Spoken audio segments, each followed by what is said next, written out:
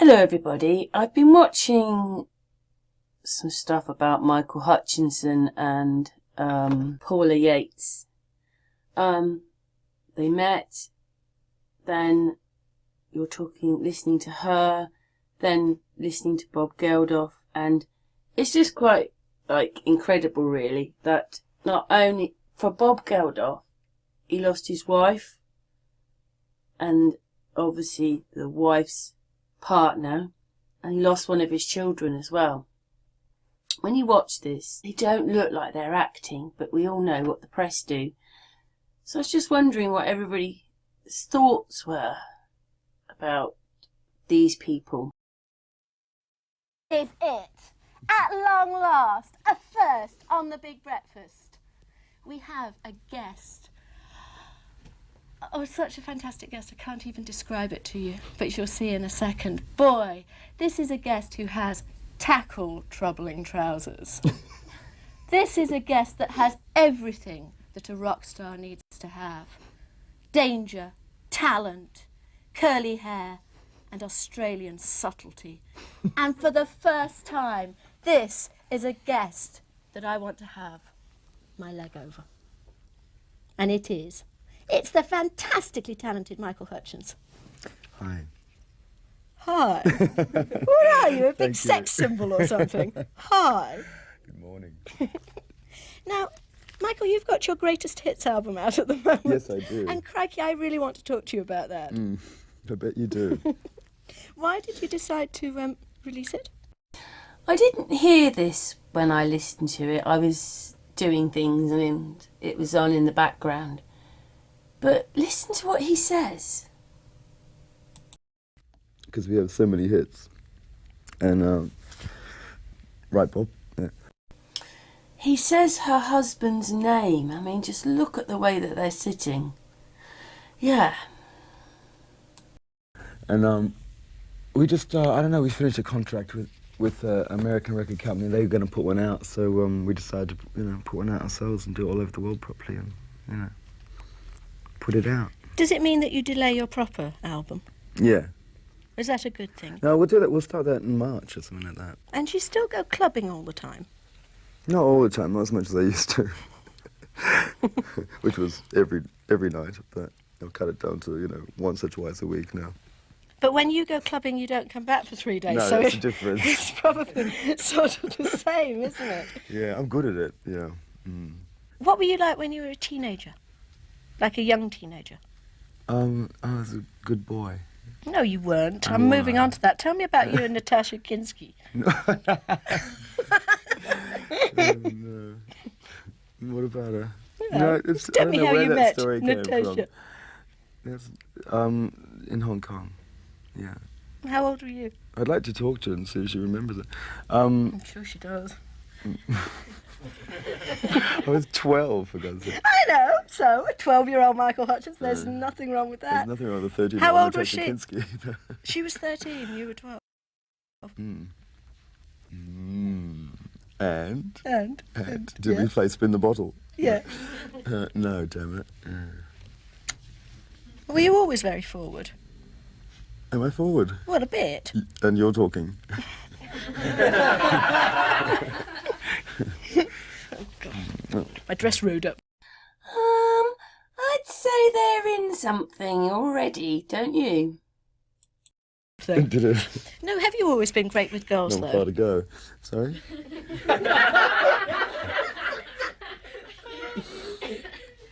What was that question? Michael, I'll do the rape-you-like thrusts, if that's okay. On guard. Were girls always mad about you, though? No. Sorry. Not really. I was very quiet and shy. I didn't really stand out. I was on sort of in the back of everything. Until Did you have very short I ended hair? up in the front of a band.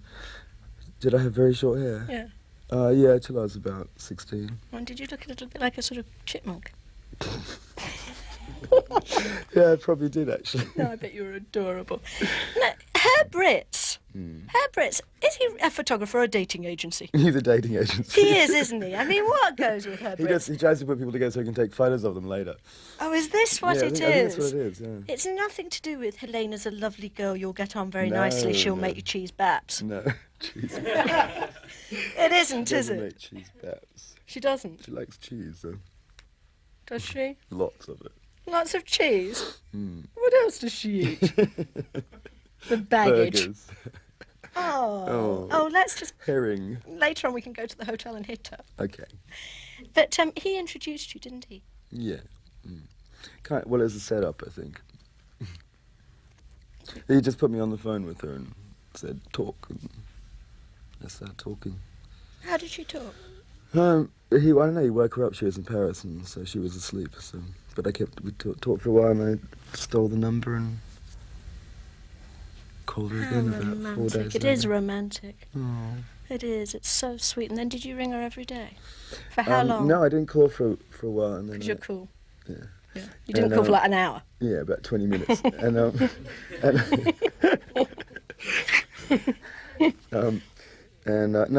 called back in about 4 days later, and then we started talking, I don't know, over the days. And we didn't see each other for 2 months, just on the telephone.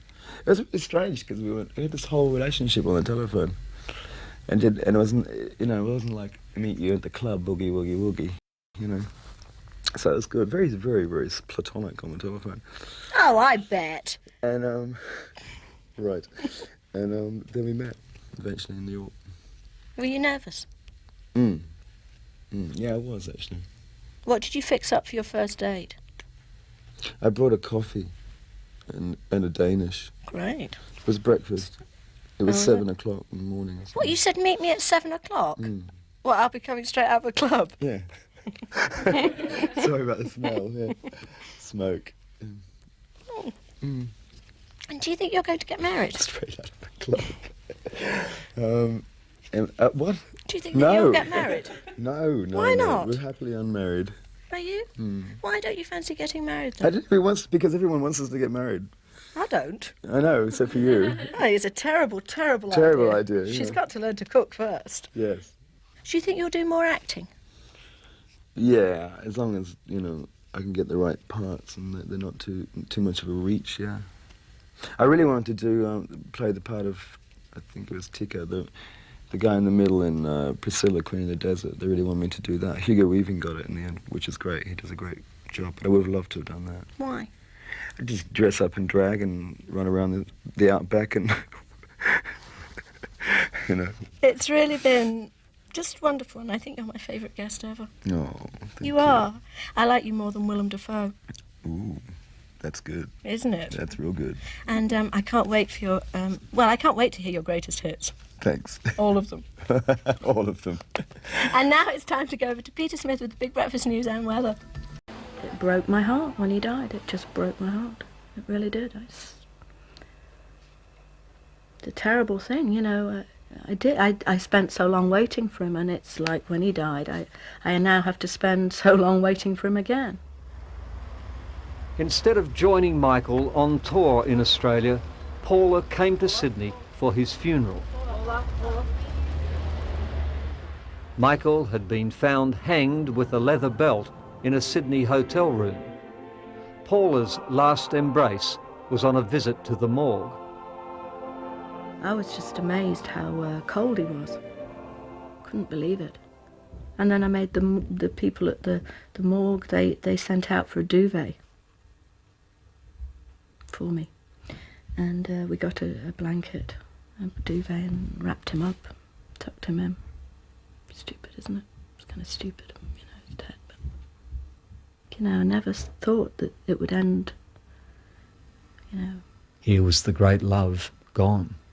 Yeah, he was the great love gone, and he was just a beautiful, beautiful boy, Within a decade, Michael and the band went from hitting the road in a combi van to travelling by limousine and private jet. Paula Yates. And I'm here with Michael Hutchence, who is the lead singer of In Excess, who are They were both just 23, and the chemistry was obvious. England, everyone's very concerned about your trousers. Mm. I'm not Your surprised. trousers, yeah. And how would you describe Comfortably we dress. it? Comfortably, yes. They look a little tight to me. Now, how would you describe the music? Do you really think he was God's gift to women? When looking at this bit of footage, slowed down, I don't think they're standing next to any of these people.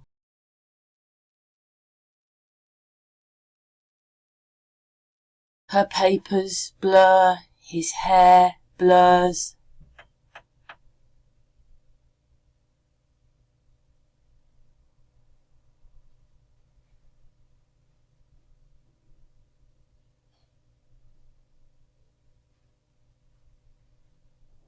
In fact, they don't even look like they're standing next to each other. But they are.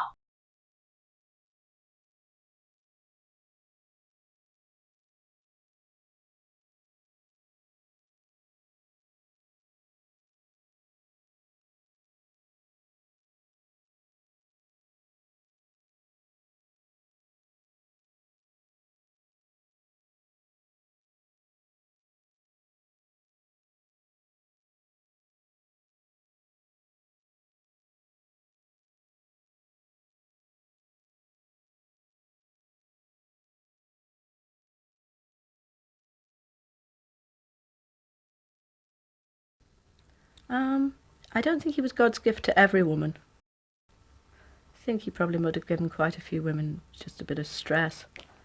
You know, a few grey hairs, but yeah, he was just so kind, so good, and so bad.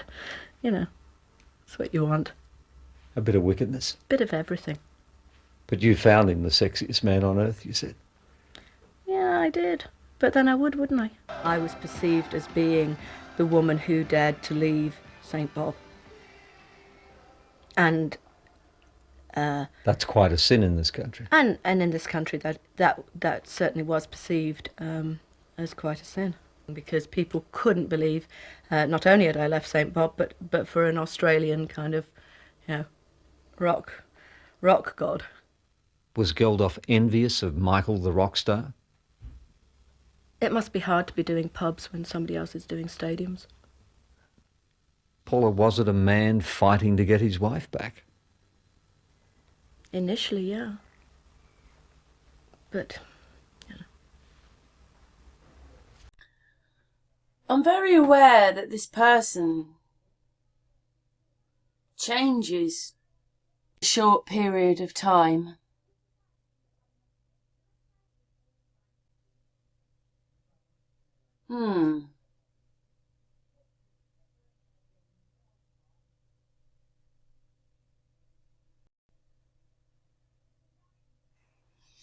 And, yeah, I don't know anymore with things. Nothing looks real anymore when you slow it down. It all goes weird.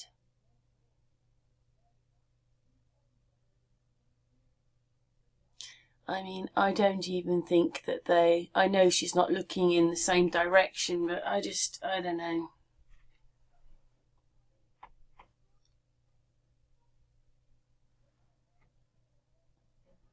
I just don't feel that child is in the same perspective as her. Do you see what I mean? Look at the child's shoulders and then look at her. Well, I suppose I was in the end, but yeah.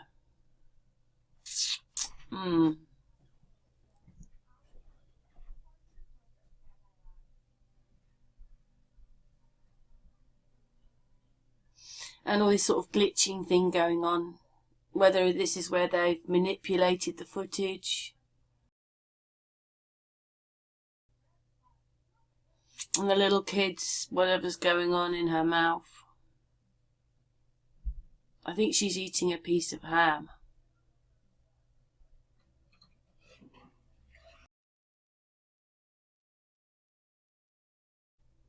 But anyway, back to this. They just, I don't know. Yeah, I don't know what goes on around her eye there. You know, sometimes what they do is they throw in an actress. I mean, she's looking, you know, this is after some of the other footage. There's the piece of ham. See, the child doesn't look in the same perspective as her. Anyway, they can do that. They just give a glance, you know, Tom Cruise in that other person, and they do these things.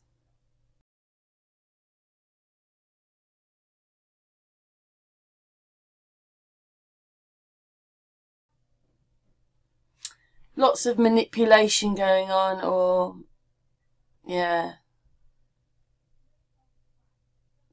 This was maybe, I can't remember how long ago she died now. I haven't got into the funeral side of her.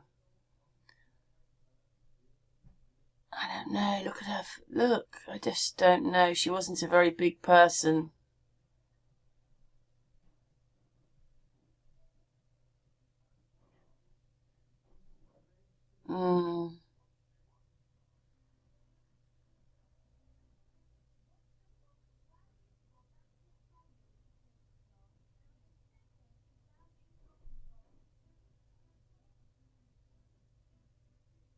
Yeah.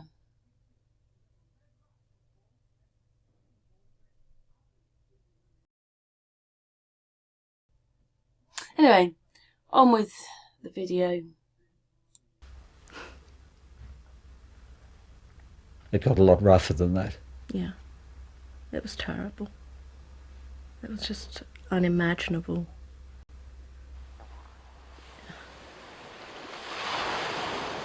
Her divorce settlement and her battle for custody of the 3 daughters she had with Bob Geldoff left Paula deeply depressed. So much so that months before Michael's death, Paula took an overdose of pills and alcohol. I think I hoped it would make Bob realise that if he carried on pushing, people couldn't live like this. I think there was an element of that. Screaming for help, as they say. Yeah. So, yeah, just please stop. Just stop. And how close did you go that day, really, to going right over the edge? I was dead. I was dead for I don't know, not very long, obviously. Not very long at all. Paula and Michael were hounded everywhere by the paparazzi, who were desperate to get shots of their little girl, Tiger. To escape, they came here to Hastings by the Sea. There were newspapers around the clock outside the house to follow us anywhere, and there was a little roadworks. You know those little tents that they have, that they do roadworks in? And then we found out it wasn't a tent for roadworks. It was people with directional mics and cameras from one of the Sunday newspapers. So it's... I've got to tell everyone that my baby needs a feed. She's not grumpy. That we will have to stop for. I feel like she's just letting the side down to Australia. When Heavenly Hirani Tiger Lily was born, Michael helped deliver her at home. When she was born, just lifted her up, and it was that sort of triumphant moment with this baby. And it was great. It was the best. It was the best day of our lives, both of us. He said it was better than doing Wembley. That's something. You know, and I don't want people to take that away from her, you know, that she had a father that really adored her.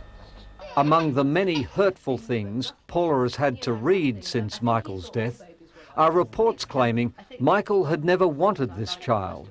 After months of private grieving, she wants to set the record straight. We had a year of fertility treatment, so obviously our doctor was able to confirm all of that. In fact, our doctor never really forgot our fertility treatment, because Michael was one of the few people that, you know, he was led into the cubicle with the pile of penthouse and in fact had to go home.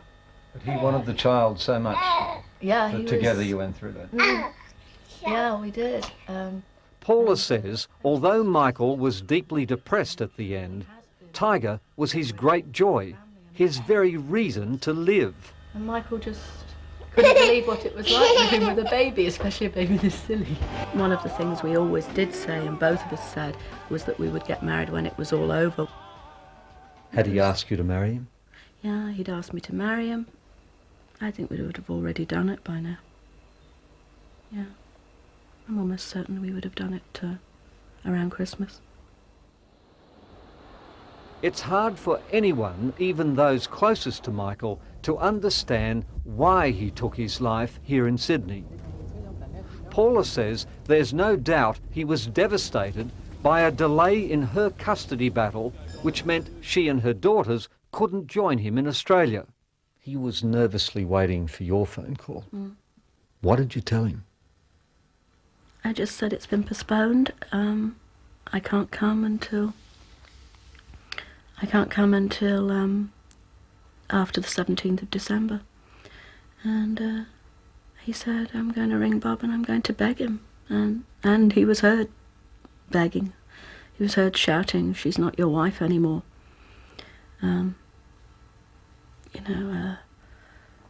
Was he desperate? I think he was desperate to see me, yeah. It had been a couple of weeks. We didn't like being apart at all. Do you think it was an accident then? In as much as it's an accident when you're doing something like that, I don't think he meant to die. It was not a subject he discussed with you? This What, idea suicide? The idea of not burning out, Oh, God, no. rusting Michael away. thought suicide was the most awful thing in the whole world, the most cowardly act, just a cop-out. You know, for a man with a family to think about deliberately, dying, he would have just thought that was awful. The evidence that would rule out suicide would seem to be if you had ever seen Michael using the devices of autoeroticism, or in fact, if he had ever talked to you about it. Yeah, but I think anyone would be a little naive to think Michael hadn't thought of everything. He was the kind of man who would try everything. I think he had tried everything. I hope he had. I hope he wouldn't. I just don't think he killed himself. I really don't. He did in the end, but I think it was accidental. And I knew him so well. It's not denial. No. In the sense that you No, wanted I want him to to make have lived myself for you feel or better. for Tiger. No, because in the dead of night when something like this happens, you're willing to think the most awful things. I have flayed my skin off in the night, thinking of things I could have done or could have said, or why didn't I do, or why didn't I have said. So I'm not trying to save my feelings. The coroner seems to have no doubt that it was suicide brought on by depression. But the coroner didn't meet him or know him, and he would not have left our baby. He just loved her, and you've seen her. Nobody has a baby like that hasn't been brought up just loved.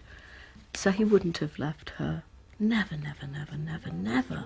Tiger and I have 60% of everything. That was his will. It was like any father would probably make when he has a child. I have no fight with anyone. I don't need to fight with anyone about anything. I need to get through the next hour. That's what worries me. I wouldn't dream of fighting. Paula flew to Australia this week to try to heal some of the rifts and to let Michael's family spend time with Tiger. She says Michael had been desperate to raise his own family here in his hometown. You know, you have all that wild stuff when you're young, but when you get a bit older, the thing to Michael was that he would bring up his daughters, because we were going to have another daughter, we thought, and she was going to be Australian, and to him that was so important. What matters most to Paula now is that Tiger knows the truth someday about how and why her father died. You've had months now to think seriously about the coroner's finding. Have you come to accept that verdict of suicide?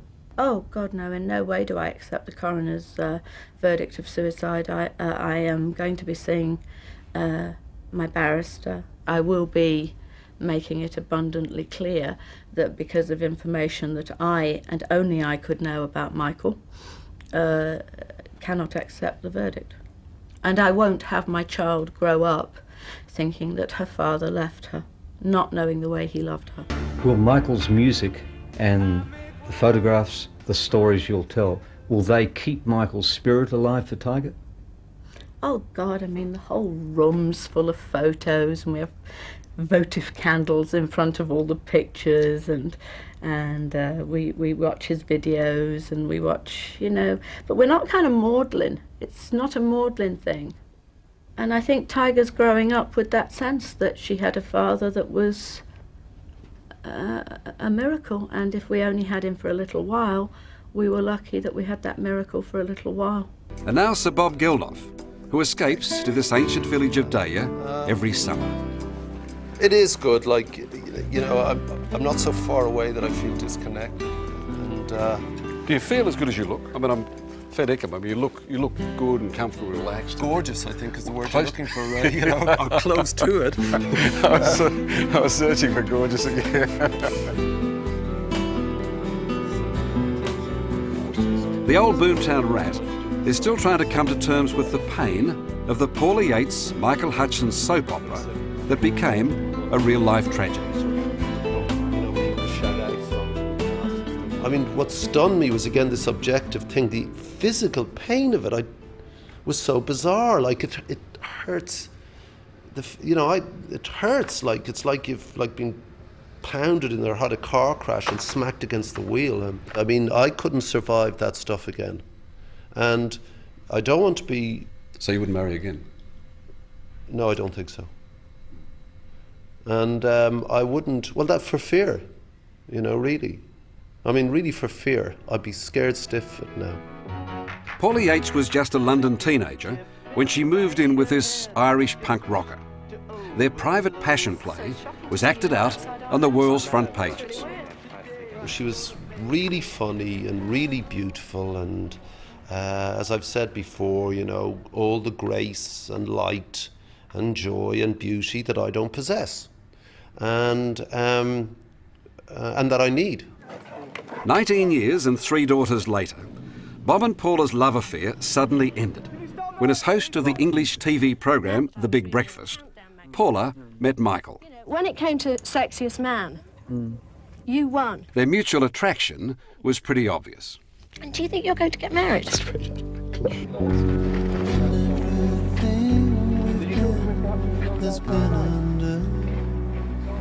Soon after, Sir Bob found himself home alone, without his wife and without his 3 little girls.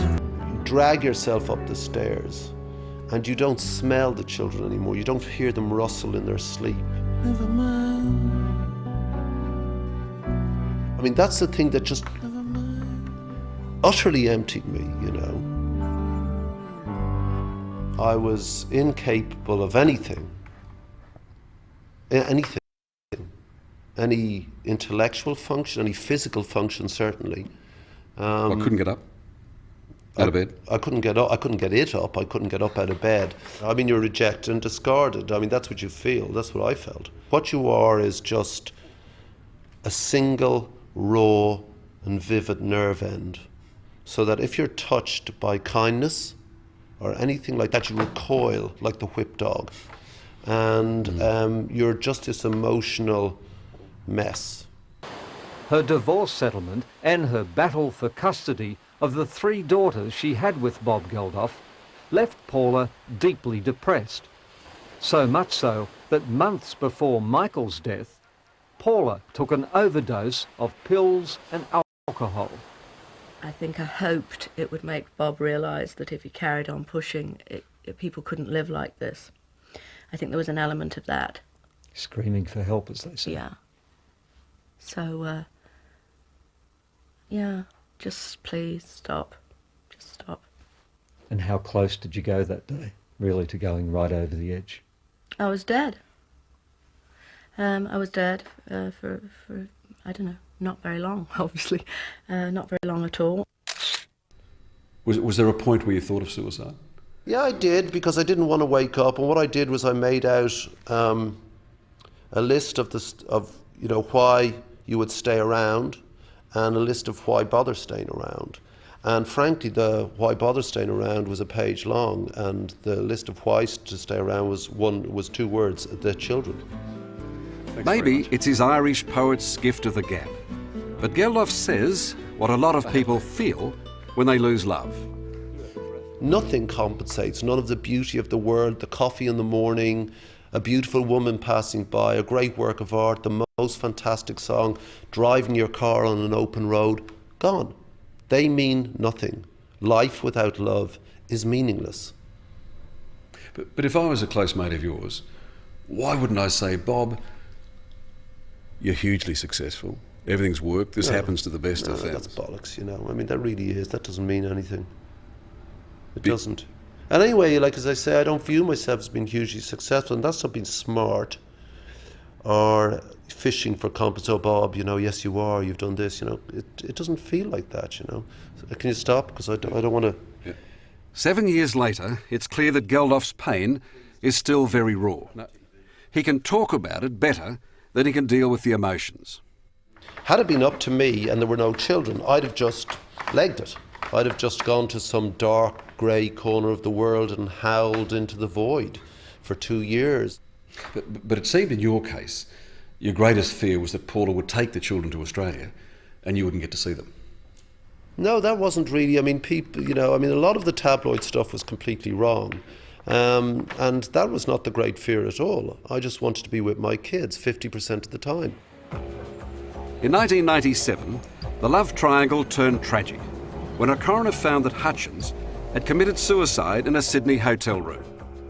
3 years later, Paula overdosed on heroin, leaving their baby girl Tiger Lily an orphan. The reality is that some of the things of the last 6 or 7 years are unsayable. They're unsayable. But if someone says, Bob, did you have the last conversation with Michael Hutchence? Did you get angry? Did you hang up the phone? I did have a conversation with Michael, and I didn't hang up the phone. No, the conversation ended. I had loads of conversations with him, of course, you know. Did he drive you crazy? It was probably mutual. Yeah. What did you think of him?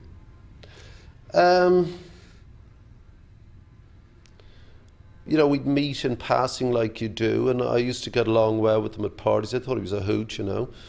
And he was smart and funny, you know, but then, you know, stuff happens. Geldoff has never spoken publicly like this about Hutchence. It was his call, how personal, how private he wished to go. But up until the time when Michael died or killed himself, Paula killed herself, it had been a fairly normal divorce. You would say that, except you don't have the aggravating factors of the constant press attention, the 50, 60 guys outside your door.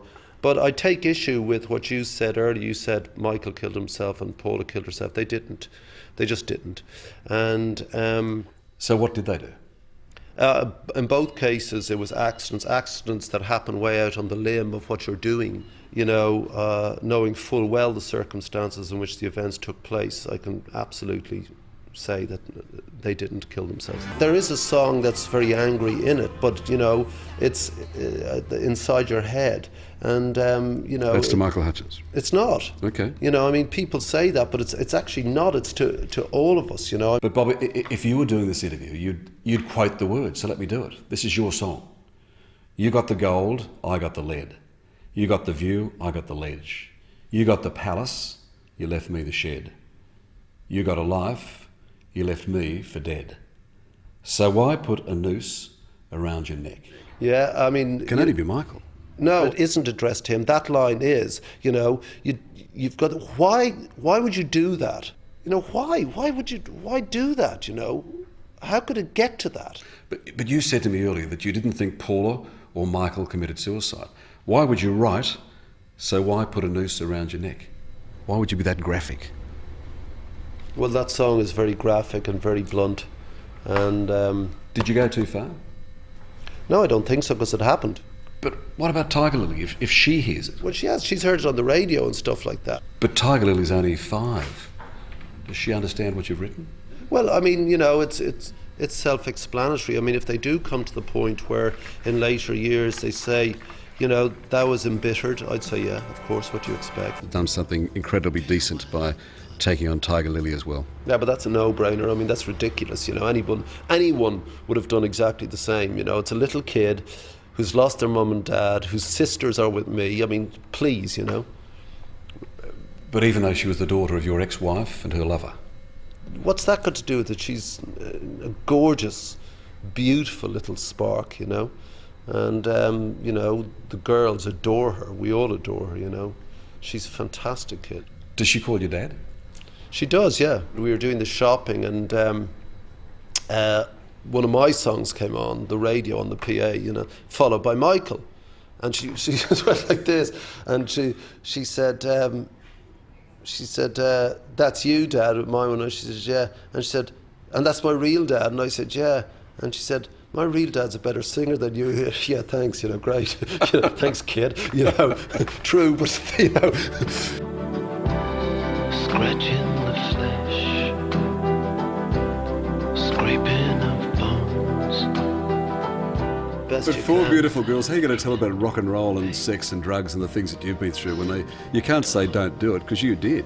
I have to say, first, I'm your dad. This is so you can start. This is wildly embarrassing for you, but it's not so bad for me. Secondly, I'm a man. And thirdly, I've been in a rock and roll band for 27 years. So there isn't anything you can think about in sex that I haven't done. Okay, so that's a given. Like, shut up, yeah. She was super bright, too bright.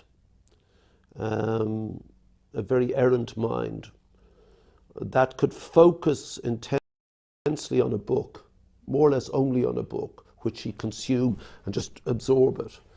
But the rest was this franticness, you know, and she knew what life was supposed to be. And God bless her, she tried very hard to get there. And she didn't make it. You blame yourself. You're the father who's responsible and clearly failed. Yeah, of course you do. Anybody watching, they have a dead kid. You're a parent, yeah. You go back, you go back, you go back, you go back, you go back, you go over. What could you have done? And you do as much as you can, but she was an adult. I mean, you know, once they're 18, they're off and running. And, you know, you advise, you're there, the usual dad stuff, you know, when they mess up, you try and clean up the mess and you admonish and you know, I was certainly not benign about the whole thing, you know.